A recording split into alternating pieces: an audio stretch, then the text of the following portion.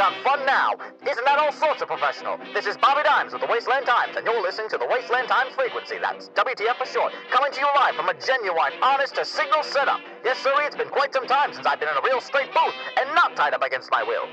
But after all the wacky warfare I've been through, I'm not sure if I'm a disc jockey, a detective, or a doughboy at this point. Listeners, I've got so much to report on, and a very special in-the-field recording I'm very excited to share with you all. But first, a word from our sponsor.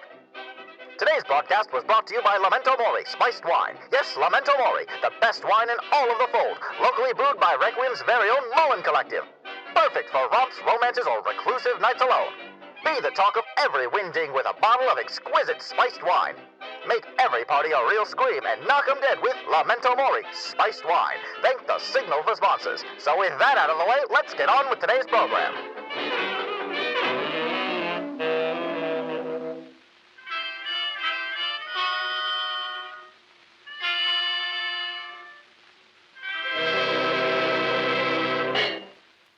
Listeners, I've got the ABCs of war all tied up with a nice little bow. Assassinations, battlefields, and carnage. The whole shebang. But first, I owe my listeners in Hagen an apology. Call me a lost library book, because I'm long overdue. I feel just sick about not being behind the grind, and if 80% of my bones weren't broken in the last adventure, I'd be in full stride to you all right now.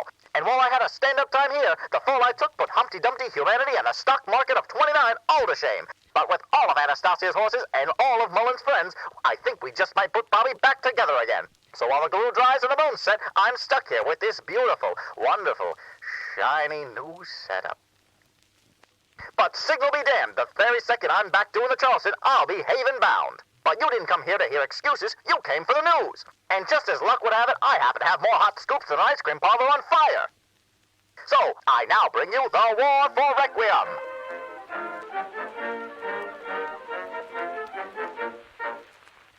In early April, Anton Anastasia himself sent out invitations to scattered old Requiem citizens all across the wastes. Soon after, masses began to arrive in droves to the Anastasia compound. Their goal, to find and establish a new place to call home. Scouts soon returned with news of a settlement not too far from them, held by the Heha, former residents of Requiem but now disgraced family head, and enemies to the cause. The land they held was bursting at the seams with all sorts of bells and whistles, making it an ideal place to call home for our Requiem heroes. So, Requiem sounded the bugle call and buttoned up for battle. Scouts were hot on the scene, gathering all sorts of scoops on the Heha happenings, but came up sore. The clean sneak scouts observed defenses far stronger than they had previously expected. Coupled with family heads butting, progress came to a standstill. They say 2 heads are better than 1, but Requiem has quite a few more, and at first it seemed like none of them could come clean on a deal.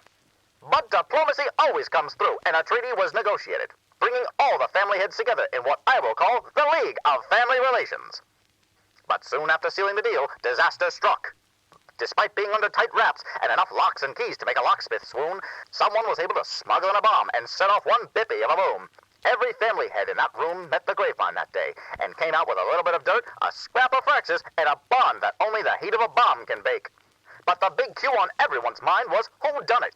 After enough consideration, the culprit was clear. The Heha were starting to feel threatened by Requiem's big box steps in their direction and most likely attempted a preemptive strike in hopes of giving Requiem the heebie-jeebies.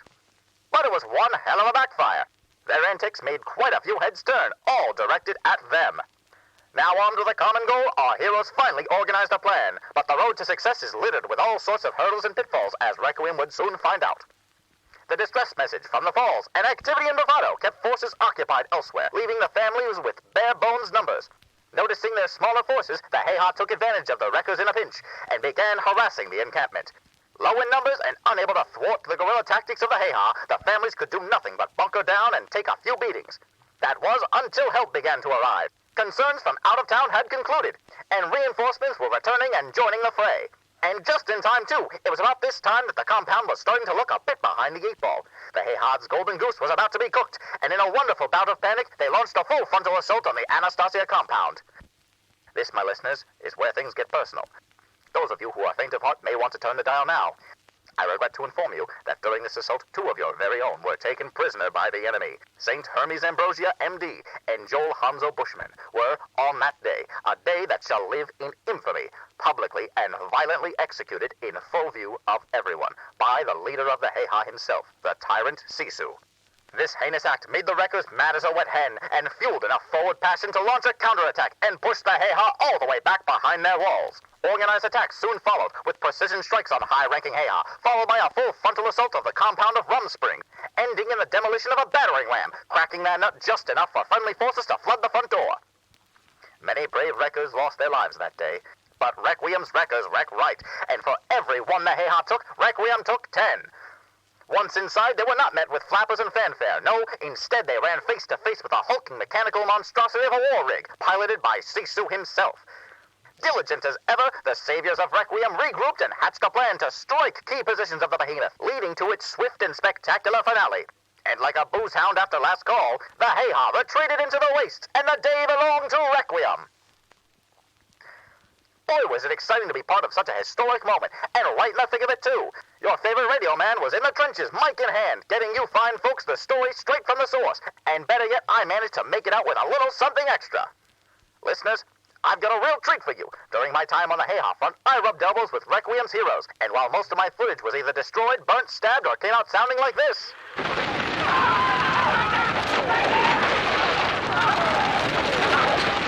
I was able to salvage one recording from the final moments of the war. So, listeners, allow me to take you into the fray with this exciting, exclusive, in-the-field recording.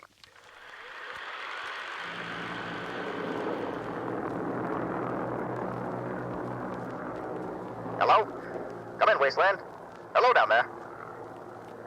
This is Bobby Dimes with Wasteland Times, and well, listeners, I don't think words can fully describe my situation right now. But signal be damned, we're gonna give it a shot anyway.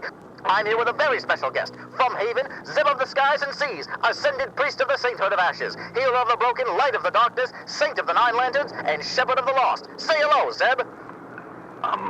Hello there, Wastelanders. Bobby, are all these titles necessary? We're as close to the signal as I could ever wish for, listeners. We're on the air, touching the waves, flying high on a dream. Well, to put it simply, Wasteland, we're in an airship high above you all right now. And this reporter's heart is just about ready to flutter out of his vest. We're high above the clouds, where I can see straight across the fold. Look, there's the Hayha compound, and the Moon stronghold, and, well, what the sponsor is that? Requiem to Dimes. Come in, Dimes. Oh, yes, hello. Dimes speaking. Bobby Dimes with the Wasteland Times. At your service. Ah, right. Good to see you survived. Now, tell us what you see. You should be within sight of the war rig by now. Oh, so that lumbering monstrosity of mental death crawling across the wastelands is a war rig. How exciting.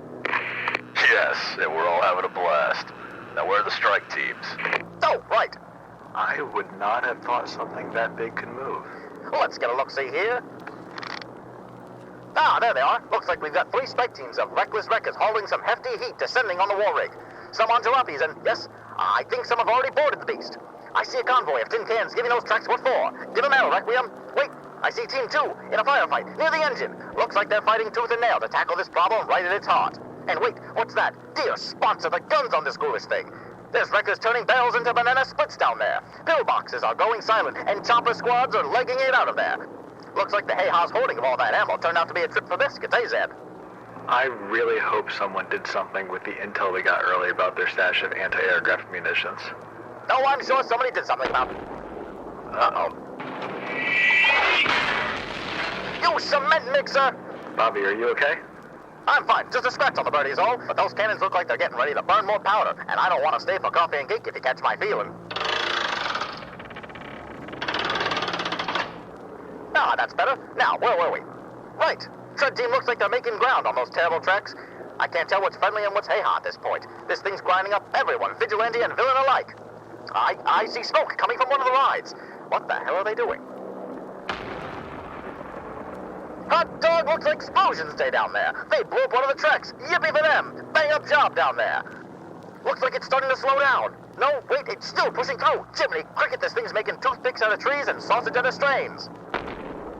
Incoming! You flim-flam bandits are ruining my beautiful dirigible. Bobby, get down.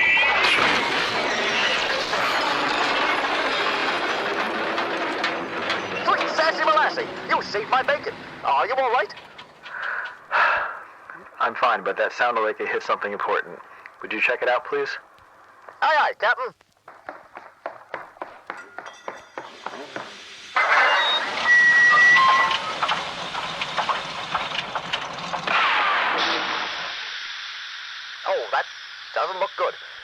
hoses knocked out the engine. Zeb! How does it look? Well, about that, Just say it. the engine, it took the big sleep. It... what? It kicked the bucket, got flipped off, coked, pooped, rubbed out, zozzled. She's dead, Zeb. Take the wheel. Keep it on course. What are you gonna... What a guy, look at him go. I think we have just enough hot air to keep us...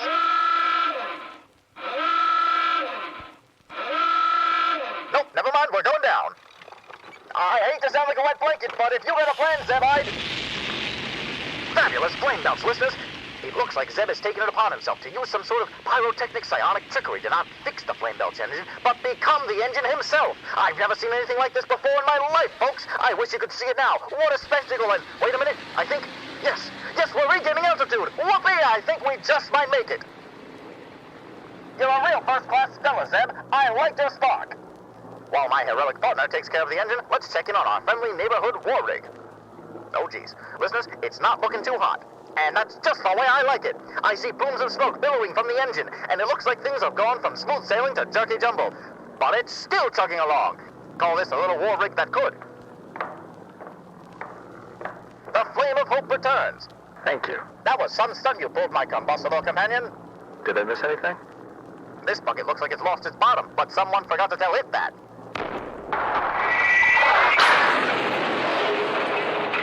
Oh, will you give it a blast already? Requiem the bird, coming bird. We're here, boss man. What's the move? The strike teams have done what they can do. They're pulling out now. I suggest you two do the same. But this thing's still going, and there's still people down there. Do you think we can scoop them up? Nope.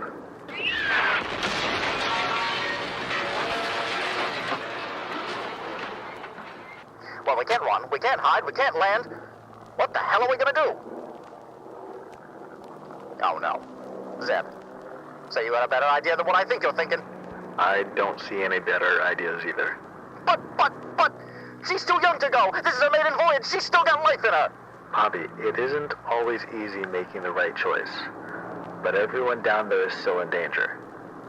We're the best chance they've got. Nuts, all right, fine. You were the most beautiful thing I've ever seen. I'll never forget you.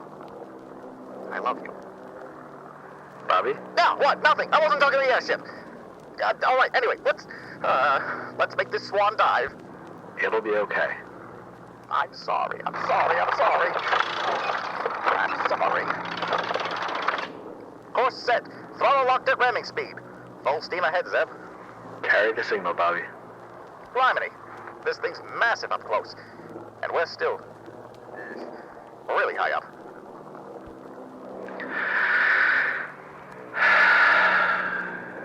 Here we go. Uh-huh.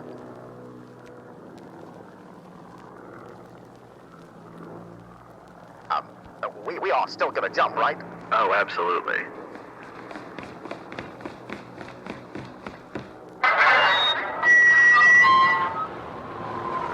On 3. 1, 2... Is this a bad time to mention that I'm afraid of heights? 3.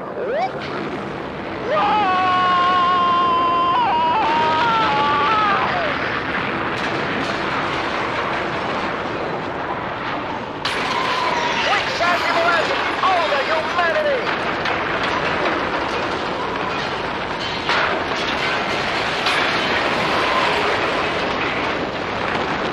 Grab onto me.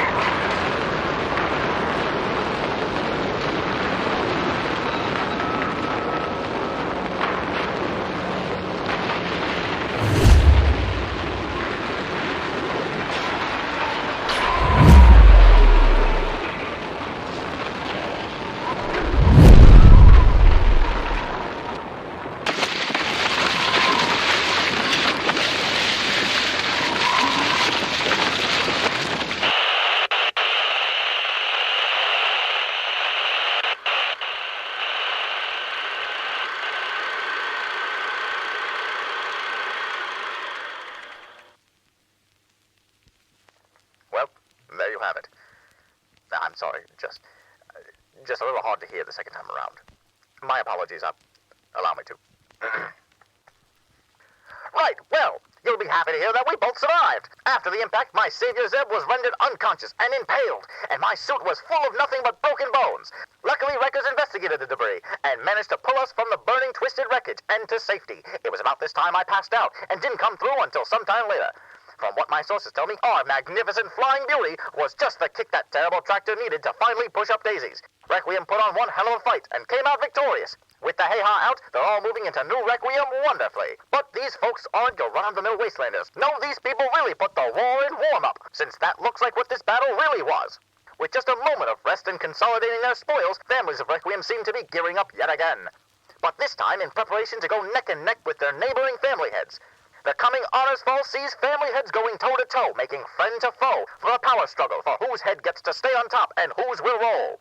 Since I'm not a family head, I should be fine, but I think I'll keep my melon firmly on my shoulders and my nose away from any scuffles for now. Well, that just about wraps up all I've got for tonight. That's it for me. This has been Bobby Dimes with the Wasteland Times, coming to you live from New Requiem, and you're listening to the Wasteland Times frequency. That's WTF for short. I'd like to dedicate this special broadcast to the Signal's Bliss. You served well and flew with the grace of a million dreams. Rest in peace, you beautiful machine. Good night, Wasteland, and always remember to... Oh, come on, I was so close! What? You? Oh, when did you... why are you... how did you... You get that thing away from me. I ain't going back, you hear? You can shove yourself for all I care. Because I ain't going lying down. You'll never take me alive. On second thought, I'd much rather be taken alive. But I've come so far. It's not fair. You can't do this to me, you hear? You won't get away with it. I'm Bobby Dimes, with the Wasteland.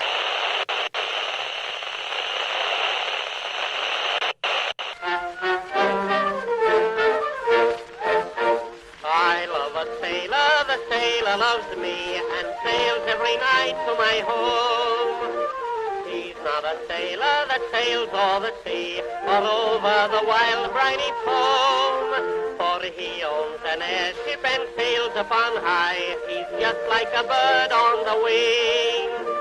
And when the shadows of evening draw nigh, he'll sail to my window and sing.